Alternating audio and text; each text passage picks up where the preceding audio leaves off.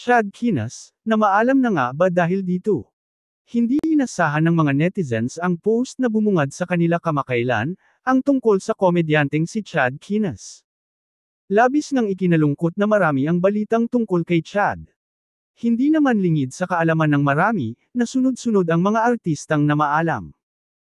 Kaya naman hindi makapaniwala ang lahat na magagawa ni Chad ang bagay na ito. Si Richardson de la Cruz, o mas kilala bilang Chad Kinas, ay unang sumikat, matapos itong lumahok sa segment ng It's Showtime na Miss Q&A, noong 2019, bilang second runner-up. Ito ang nagbukas ng kanyang career sa showbiz, kahit hindi siya nanalo.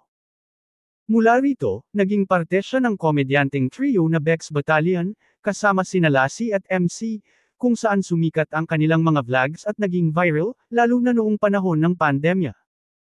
Sumunod naman ang kontrata sa Viva Artists Agency, at ang kanyang directorial debut sa pelikulang Bex Days of Our Lives, noong May 2023. Noong July 18, 2024, kinoronahan siya bilang kauna-unahang champion ng LOL, Last One Laughing Philippines, sa Prime Video. Hindi nga may kakaila ang kasikatan ni Chad, bilang komedyante. Kaya naman nagulantang ang lahat, matapos mag-post ang official Facebook account ni Chad, ng isang black and white photo niya. Ang nakalagay pa sa poster ang mga katagang, "We regret to inform you, that our beloved Chad Kinas has passed."